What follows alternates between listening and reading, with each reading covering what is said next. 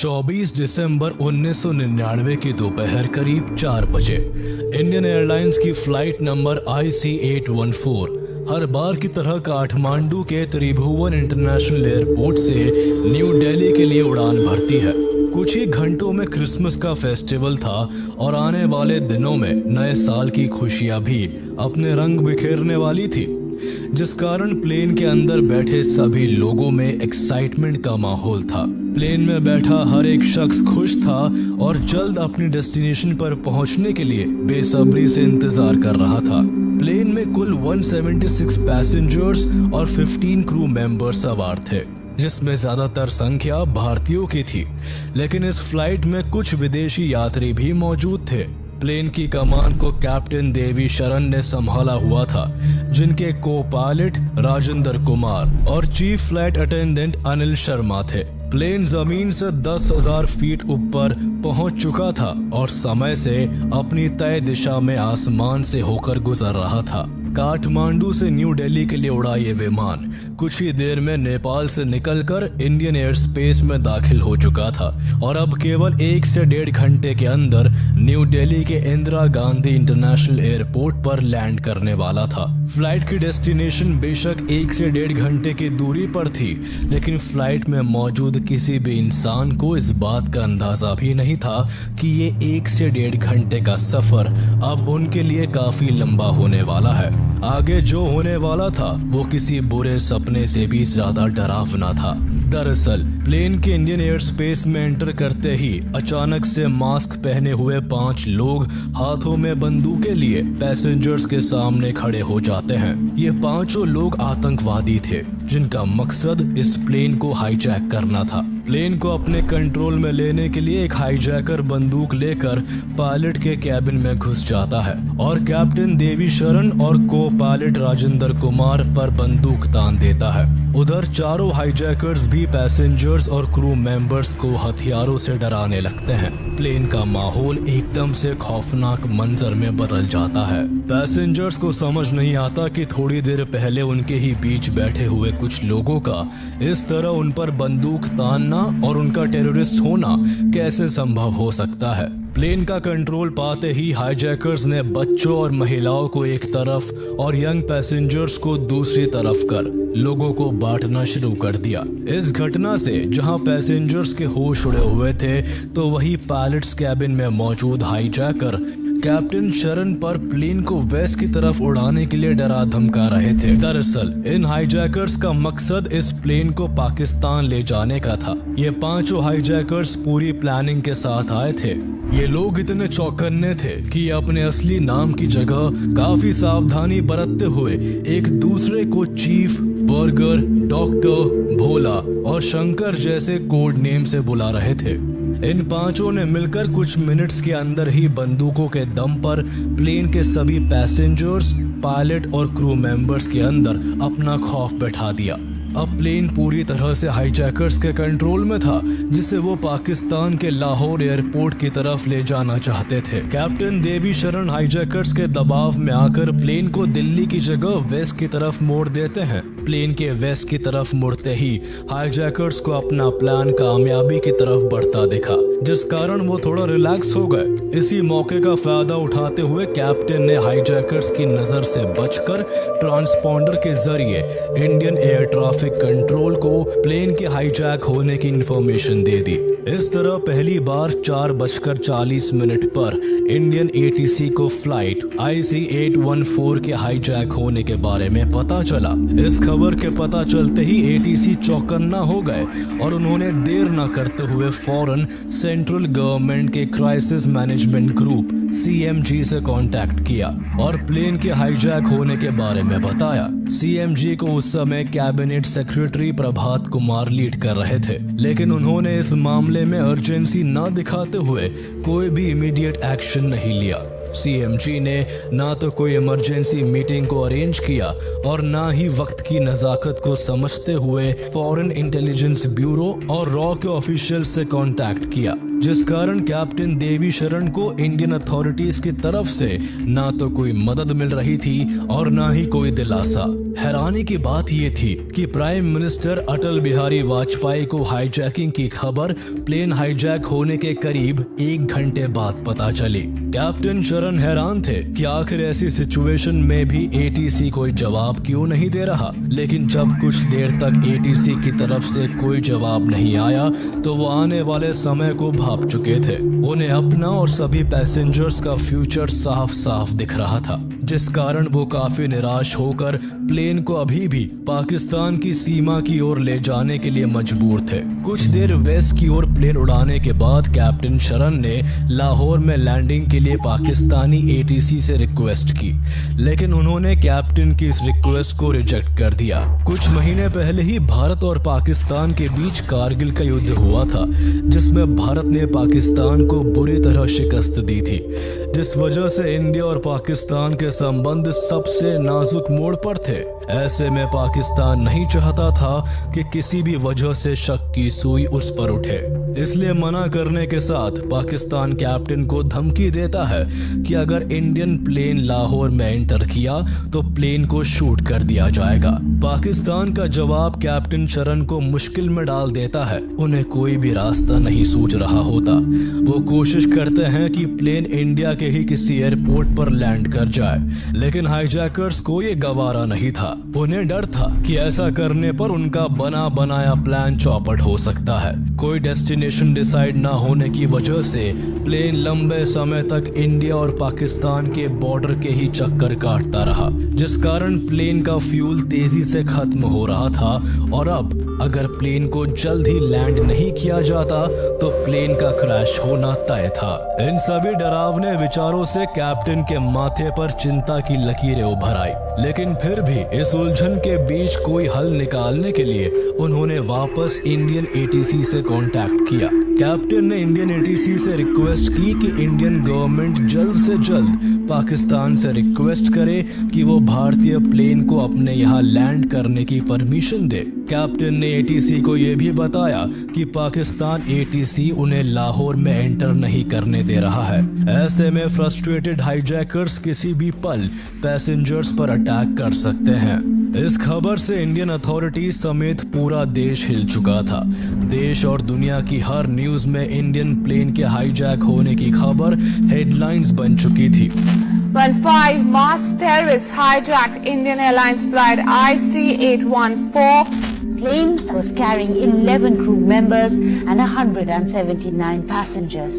एक तरफ जहां पूरी दुनिया की नजर भारत के इस हाईजैकिंग पर टिकी हुई थी, तो वही अफसोस इस बात का था कि भारत के बहुत से हाई कमांड्स को इस हाईजैकिंग की जानकारी न्यूज चैनल्स के जरिए मिल रही होती है। सीएमजी की इमीडिएट एक्शन न लेने की वजह से पहले ही काफी देर हो चुकी थी, इसलिए इंफॉर्मेशन मिलते ही इंडियन अथॉरिटीज फौरन हरकत में आ गई। 6:30 बजे इंडियन हाई कमीशन ने पाकिस्तान से प्लेन को लाहौर में लैंड करने की रिक्वेस्ट की, मगर पाकिस्तान ने भारत की इस अपील को खारिज कर दिया।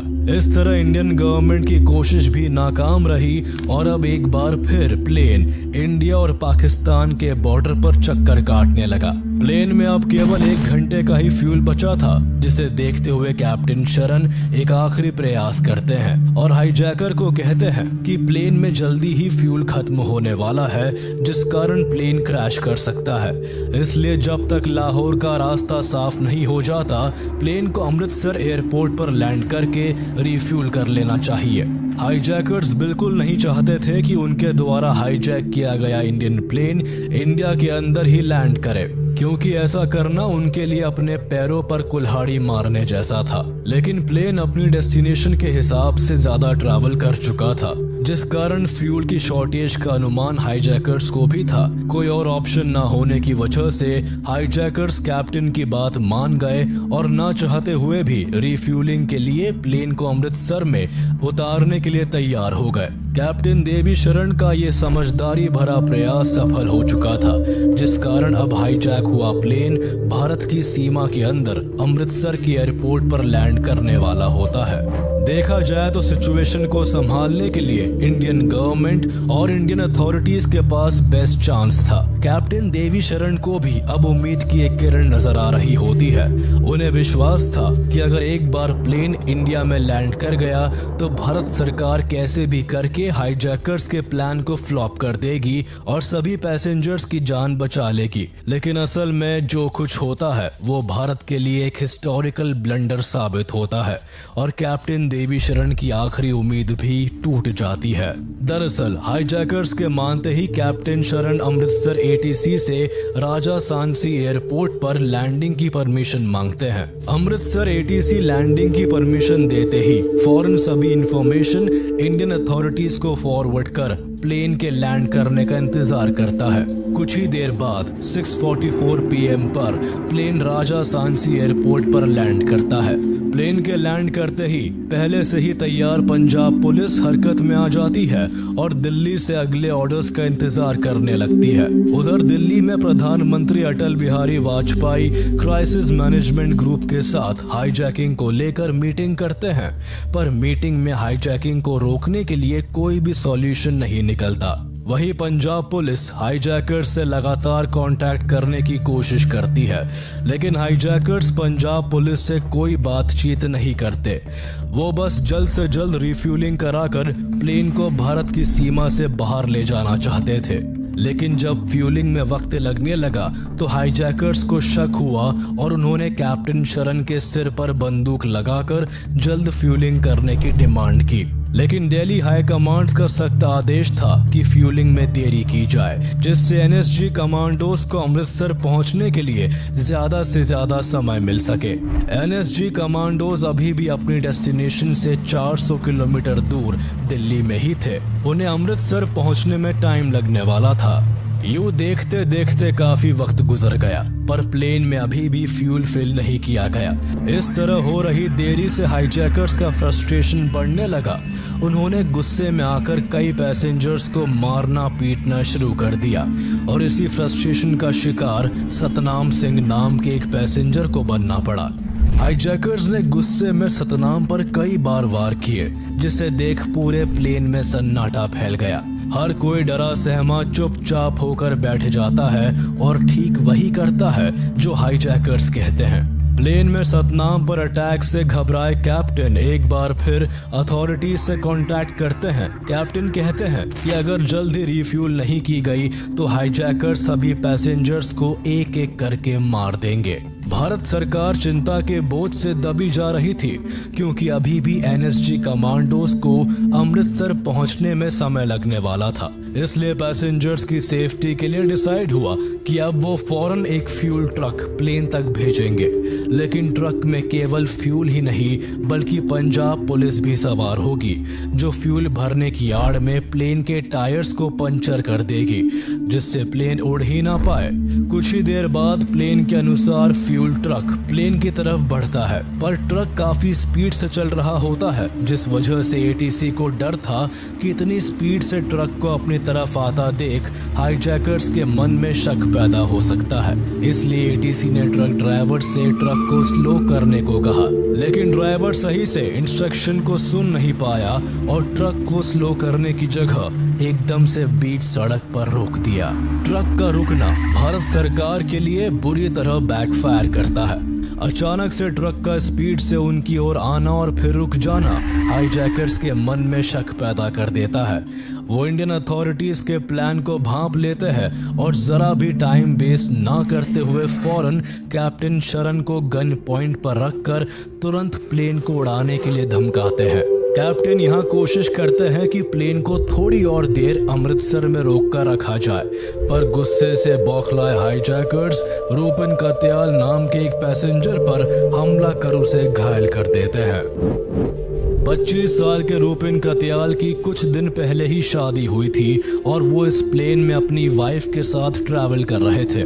लेकिन हाईजैकर्स द्वारा शुरू में ही महिलाओं और बच्चों को अलग कर दिया गया था, जिस कारण रूपिन की वाइफ को भी पता नहीं चला कि रूपिन हाईजैकर्स के अटैक की वजह से खून से लथपथ हो गए हैं और बुरी तरह दर्द से करहा रहे हैं। हाईजैकर्स यही नहीं रुकते, बल्कि बंदूकें लोड करके दूसरे पैसेंजर्स की तरफ तान देते हैं। ये सब होता देख प्लेन में बैठे लोग चीखना शुरू कर देते हैं। अब कैप्टन शरण के पास कोई और रास्ता नहीं बचता।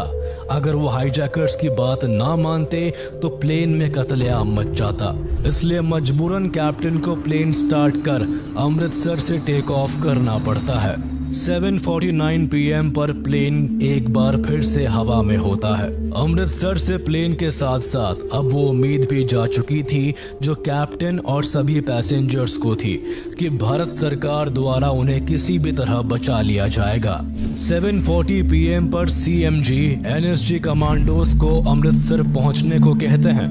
7:55 PM पर NSG अमृतसर के लिए रवाना होते हैं, लेकिन तब तक बहुत देर हो चुकी थी। इंडियन अथॉरिटीज के बीच अगर कम्युनिकेशन गैप ना होता और क्लियर प्लान के साथ हाईजैकिंग की खबर मिलते ही फौरन NSG कमांडोज को एक्शन लेने के लिए तैयार कर दिया जाता, तो शायद अमृतसर ही इस फ्लाइट का लास्ट डेस्टिनेशन होता, लेकिन ऐसा होता नहीं है। वैसे NSG कमांडोज के लेट पहुंचने को लेकर भी कई थ्योरीज है, जिसमें एक थ्योरी ये है कि हाईजैक हुए प्लेन में रॉ एजेंट शशि भूषण सिंह तोमर नाम के एक पैसेंजर भी मौजूद थे, जो प्राइम मिनिस्टर अटल बिहारी वाजपेयी के सेक्रेटरी NK सिंह के ब्रदर इन लॉ थे। इसलिए NK सिंह ने जानबूझकर कमांडोज को अमृतसर पहुंचने में लेट करवाया, जिससे शशि भूषण की सेफ्टी बनी रहे। NK सिंह को डाउट था कि कहीं कमांडोज को भेजने से हाईजैकर्स बेकाबू होकर सभी पैसेंजर्स को मार ना दे। अब असल वजह जो भी रही हो, लेकिन अब प्लेन अमृतसर से निकलकर फिर से आसमान में पहुंच चुका था। कैप्टन शरण फिर से पाकिस्तान एयर ट्रैफिक कंट्रोल से कांटेक्ट करते हैं, लेकिन पाकिस्तान एक बार फिर प्लेन को लाहौर एयरपोर्ट पर लैंड करने के लिए मना कर देता है और लाहौर के सभी नेविगेशनल एड्स और एयरपोर्ट लाइट्स को ऑफ कर देता है। लाइट्स ऑफ होती देख कैप्टन शरण परेशानी में आ जाते हैं। वो समझ नहीं पाते कि आखिर प्लेन को कहां और कैसे लैंड करे। उन्हें पहले ही पाकिस्तान के एयर स्पेस के बारे में कोई जानकारी नहीं होती। ऊपर से अब कॉकपिट में लो फ्यूल की वार्निंग भी शुरू हो जाती है। कैप्टन शरण को कैसे भी करके प्लेन को लैंड करना था। लैंडिंग के लिए प्लेन को नीचे की तरफ लाया जाता है। नीचे एक जगह बहुत सारी लाइट्स एक साथ जलती हुई दिखती है। कैप्टन को लगता है कि यही एयरपोर्ट है, पर जैसे ही प्लेन जमीन के करीब पहुंचता है, नीचे का नजारा कैप्टन के होश उड़ा देता है। दरअसल नीचे कोई एयरपोर्ट नहीं बल्कि हाईवे था, जहां लैंड करना इम्पॉसिबल था। घबराए कैप्टन फौरन प्लेन को दोबारा ऊपर की तरफ ले जाते हैं। इस बार कैप्टन साफ तौर पर पाकिस्तान ATC से कहते हैं कि प्लेन में बिल्कुल फ्यूल नहीं है और अब अगर इसे लाहौर एयरपोर्ट पर लैंड नहीं करने दिया तो प्लेन लाहौर के बीचों बीच क्रैश कर जाएगा, जिससे न सिर्फ प्लेन और पैसेंजर्स बल्कि पाकिस्तान के लोगों को भी खतरा है। अपने लोगों पर बात आते ही पाकिस्तान लैंडिंग के लिए मान जाता है और फ्यूलिंग की परमिशन भी दे देता है। बार बार भारत के प्लेन की लैंडिंग के लिए मना करना पाकिस्तान का एक प्लान था। वो पूरी दुनिया के सामने एक खेल खेल रहा था, जिसमें वो चाहता था कि सांप भी मर जाए और लाठी भी न टूटे। पाकिस्तान का यह असली चेहरा बाद में सामने आता है। फाइनली रात के 8 बजे प्लेन लाहौर एयरपोर्ट पर लैंड करता है। यहाँ पाकिस्तानी कमांडोज प्लेन को चारों ओर से घेर लेते हैं। प्लेन में मौजूद पैसेंजर्स डरे सहमे बैठे थे, पर चाकू लगने की वजह से रूपिन कत्याल सबसे बुरी हालत में थे। रूपिन के ट्रीटमेंट के लिए कैप्टन और क्रू मेंबर्स पाकिस्तान से मेडिकल हेल्प मांगते हैं, पर पाकिस्तान फ्यूलिंग के अलावा और कोई मदद नहीं करता है। रिफ्यूलिंग होते ही प्लेन को पाकिस्तान छोड़ने का अल्टीमेटम दे दिया जाता है। हाईजैकर्स की डिमांड पर पाकिस्तान को छोड़ इस बार प्लेन अफगानिस्तान की ओर उड़ान भरता है, लेकिन 1999 में अफगानिस्तान में नाइट लैंडिंग और टेक ऑफ की फैसिलिटी नहीं थी, जिस वजह से प्लेन को ओमान की तरफ उड़ा दिया जाता है। लेकिन ओमान अथॉरिटीज प्लेन को अपनी सीमाओं में घुसने की इजाजत नहीं देती है, जिस वजह से अब प्लेन यूएई की डायरेक्शन में मूव करता है। भारत सरकार की ओर से रिक्वेस्ट करने पर यूएई प्लेन को दुबई के अल मिन्हाद एयरबेस पर लैंडिंग की परमिशन दे देता है, जिसके बाद रात के करीब 3 बजे प्लेन यूएई में लैंड करता है। यूएई में लैंडिंग के साथ ही इंडियन अथॉरिटीज यूएई गवर्नमेंट से कांटेक्ट कर वहां अपने कमांडोज को भेजने की परमिशन मांगती है, लेकिन यूएई भारत की इस रिक्वेस्ट को रिजेक्ट कर देता है। हालांकि भारत के कहने पर यूएई अथॉरिटीज हाईजैकर्स के साथ एक नेगोशिएशन करती है, जिसमें फ्यूल के बदले इंजर्ड पैसेंजर्स, महिलाओं और बच्चों को रिलीज करने की डिमांड थी। हाईजैकर्स यहां 27 पैसेंजर्स को छोड़ने के लिए मान जाते हैं, जिसमें एक डेड बॉडी भी थी। ये बॉडी किसी और की नहीं बल्कि रूपिन कतियाल की थी, जो इलाज ना मिल पाने की वजह से अब तक दम तोड़ चुके थे। सभी पैसेंजर्स और रूपिन की बॉडी को इंडियन एयरक्राफ्ट द्वारा अपने देश बुला लिया जाता है। पैसेंजर्स को लेने और यूएई सरकार की मदद के लिए ग्रैटिट्यूड शो करने के लिए civil aviation minister Sharad Yadav खुद यूएई जाते हैं। वही प्लेन में रिफ्यूलिंग होते ही प्लेन एक बार फिर आसमान में होता है। अब कुछ ही देर में सुबह होने वाली थी, जिस वजह से प्लेन को अफगानिस्तान की ओर ले जाया जाता है और फाइनली 25 दिसंबर की सुबह अफगानिस्तान के कांधार इंटरनेशनल एयरपोर्ट पर प्लेन अपनी लास्ट लैंडिंग करता है। कांधार एयरपोर्ट पर प्लेन के लैंड होते ही तालिबानियों द्वारा प्लेन को चारों तरफ से घेर लिया जाता है। भारत को प्लेन के अफगानिस्तान में होने की इंफॉर्मेशन मिलती है, जिसने भारत सरकार के लिए एक नई उलझन पैदा कर दी। दरअसल उस समय अफगानिस्तान पर तालिबान का राज था, लेकिन इंडिया तालिबान को रिकॉग्नाइज नहीं करता था, जिस कारण प्लेन का अफगानिस्तान में होना इंडिया के लिए एक और परेशानी का कारण बन चुका था। एक तरफ इंडियन अथॉरिटीज का मानना था कि हाईजैकर्स को पाकिस्तान आईएसआई के एक्टिव सपोर्ट के साथ साथ तालिबान का भी सपोर्ट है, तो वही तालिबान का कहना था कि उनका मोटिव बस इंडिया और हाईजैकर्स के बीच नेगोशिएशन कराना है। तालिबान की इंटेंशंस पर भरोसा न होते हुए भी भारत सरकार ने तालिबान से पैसेंजर्स की सेफ्टी की अपील की, साथ ही हाईजैकर्स से उनकी डिमांड्स को जानना चाहा। इस दौरान हाईजैकर्स का गुरूर 7वें आसमान पर होता है। उन्हें अब लगने लगा था कि इंडिया पैसेंजर्स को रिहा कराने के लिए उनकी हर शर्त को मानेगा, इसलिए हाईजैकर्स ने इस मौके का फायदा उठाते हुए भारत के सामने 36 टेररिस्ट जो कि भारत के जेल्स में प्रिजनर्स थे, उन्हें रिलीज करने की डिमांड की। इसके अलावा हाईजैकर्स ने सजाद अफगानी की डेड बॉडी को भी मांगा, जो कि पाकिस्तानी मिलिटेंट और हरकत उल अंसर का कमांडर इन चीफ था, जिसको भारत की जेल से भागने के दौरान मार दिया गया था।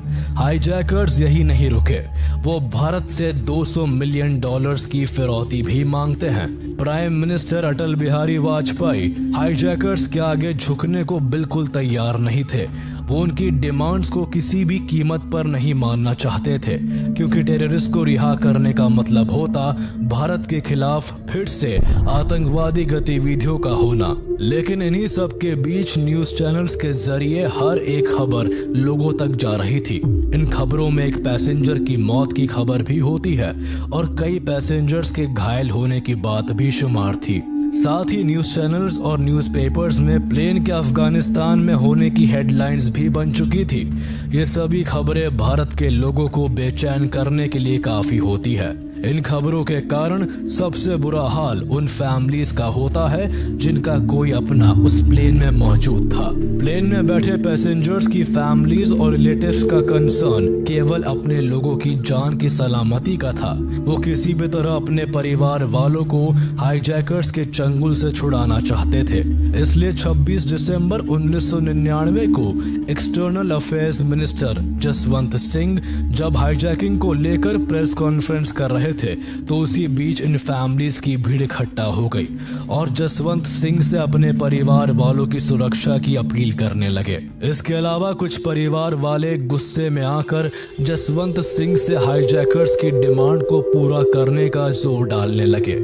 सिर्फ पैसेंजर्स की फैमिलीज ही नहीं बल्कि ऑपोजिशन पार्टीज का भी गवर्नमेंट पर पैसेंजर्स की सेफ्टी को लेकर दबाव था। इसलिए गवर्नमेंट ने हाईजैकर्स से नेगोशिएशन करने के लिए एक टीम को कांधार भेजने का फैसला लिया। 27 दिसंबर को ये टीम कांधार पहुंची, जिसे senior Indian foreign service officer Vivek Katju head कर रहे थे। तालिबान ने हाईजैकर्स और इंडिया के नेगोशिएशन टीम के बीच नेगोशिएशन कराना स्टार्ट कर दिया, लेकिन दिन पर दिन गुजर रहे थे और हाईजैकर्स एंड इंडियन अथॉरिटीज के बीच कोई भी फैसला नहीं हो पा रहा था। तालिबान ने हाईजैकर्स को $200 मिलियन और सजाद अफगानी की डेड बॉडी की डिमांड को छोड़ने के लिए मना लिया था, पर हाईजैकर्स 36 प्रिजनर्स को रिलीज करने की मांग पर डटे हुए थे। इंडियन अथॉरिटीज इस मांग के विरोध में थी, जिस कारण अभी भी नेगोशिएशन किसी भी नतीजे पर नहीं पहुंचता है।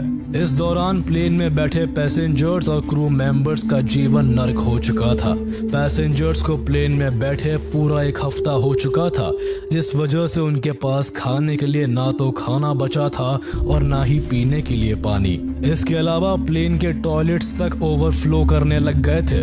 हर एक चीज उस वक्त पैसेंजर्स को परेशान कर रही थी। इधर पैसेंजर्स का हाल बुरा था तो उधर इंडियन गवर्नमेंट के ऊपर हर दिन दबाव बढ़ता ही जा रहा था। कुछ लोग क्राइसिस मैनेजमेंट ग्रुप की मीटिंग में घुसकर हंगामा कर रहे थे, तो कुछ लोग प्रधानमंत्री वाजपेयी के रेजिडेंस के बाहर प्रोटेस्ट कर रहे थे। इसी प्रेशर के चलते नेगोशिएशन टीम को जल्द से जल्द कोई फैसला लेने के लिए कहा गया। हम किसी भी दबाव में आकर के आतंकवादियों को छोड़ते हैं तो आतंकवादियों का हौसला बढ़ जाएगा। नेगोशिएशन टीम हाईजैकर्स की डिमांड को काफी हद तक कम करने में सफल हो चुकी थी। इंडियन अथॉरिटीज ने 36 की जगह केवल 3 प्रिजनर्स को ही रिलीज करने की इजाजत दी थी, लेकिन ये 3 प्रिजनर्स हाईजैकर्स की चॉइस के होने वाले थे। हाईजैकर्स ने रिहा करने के लिए मौलाना मसूद अजहर, अहमद ओमर सईद शेख और मुश्ताक अहमद जरगर को चुना था। ये तीनों प्रिजनर्स वो टेररिस्ट थे जो पाकिस्तानी टेररिस्ट ग्रुप से जुड़े हुए थे। पैसेंजर्स की सेफ्टी के लिए मजबूरन इन टेररिस्ट को छोड़ने का डिसीजन लिया गया। तीनों आतंकवादियों को पहले दिल्ली लाया गया और फिर एक फ्लाइट के जरिए जसवंत सिंह के साथ कांधार भेजा गया। कांधार में तीनों टेररिस्ट के पहुंचते ही हाईजैकर्स द्वारा प्लेन और सभी हॉस्टेजेस को फ्री कर दिया गया। इस दौरान इंडियन अथॉरिटीज को उम्मीद थी कि पैसेंजर्स के रिलीज होने के बाद तालिबान 5 हाईजैकर्स को अरेस्ट कर भारत को सौंप देगा, लेकिन तालिबान इसके बिल्कुल ऑपोजिट काम कर रहा था। दरअसल तालिबान 5 हाईजैकर्स और भारत से रिहा हुए तीनों टेररिस्ट को पाकिस्तान पहुंचाने में मदद कर रहा था। तालिबान ने अपने व्हीकल के जरिए इन सभी को पाकिस्तान के बॉर्डर तक छोड़ा और साथ ही ये इंश्योर किया कि इस बीच भारत की तरफ से उन्हें पकड़ा ना जा सके। इस पूरे इंसिडेंट से ये कंफर्म हो गया कि इस हाईजैकिंग के पीछे पाकिस्तान का हाथ था। कुछ वक्त बाद जब इंडियन गवर्नमेंट द्वारा इस हाईजैकिंग की इन्वेस्टिगेशन की गई तो हाईजैकिंग को लेकर एक एक कर सारे खुलासे होने लगे। इन्वेस्टिगेशन से पता चला कि किस तरह महराजुद्दीन वानी नाम के टेररिस्ट ने दाऊद इब्राहिम के नेपाल कनेक्शन के इस्तेमाल से 5 हाईजैकर्स के फेक पासपोर्ट बनाकर उन्हें राइफल्स और ग्रेनेड्स के साथ प्लेन में चढ़ने में मदद की थी। महराजुद्दीन वानी वो आतंकवादी था जिसने 1993 में मुंबई सीरियल ब्लास्ट में दाऊद इब्राहिम के साथ क्लोजली काम किया था। दाऊद का खास होने की वजह से इसका काफी अच्छा नेटवर्क था, जिसका इस्तेमाल करते हुए इसने नेपाल के त्रिभुवन इंटरनेशनल एयरपोर्ट की लूज सिक्योरिटी का फायदा उठाया और प्लेन को हाईजैक करने में हाईजैकर्स की हेल्प की। इन्वेस्टिगेशन में 5 हाईजैकर्स की पहचान का भी खुलासा हुआ, जिसमें पता चला कि 5 हाईजैकर्स पाकिस्तान के थे, जिनके असली नाम इब्राहिम अख्तर, सनी अहमद काजी, शाहिद अख्तर सईद, शाकिर और जहूर मिस्त्री थे। ये 5 ही हरकत उल मुजाहिदीन नाम के पाकिस्तानी टेररिस्ट ग्रुप से जुड़े हुए थे। इसके अलावा इन्वेस्टिगेटिंग टीम को यह भी पता चला कि इस हाईजैकिंग के पीछे अफगानिस्तान के डिफेंस मिनिस्टर मुल्ला मोहम्मद याकूब का भी हाथ था, जो तालिबान के सुप्रीम लीडर मुल्ला ओमर का बेटा भी था। यानी साफ था कि ये सब कुछ पाकिस्तान के द्वारा किया गया था, जिसमें तालिबान का भी सपोर्ट था। We have evidence to show that hijackers were encouraged by Pakistan. इस तरह 3 आतंकवादियों को रिलीज करने के बदले में 31 दिसंबर 1999 को सभी पैसेंजर्स और क्रू मेंबर्स को कांधार से रिहा करके न्यू दिल्ली ले आया गया। इंडियन गवर्नमेंट इन सभी को सेफली वापस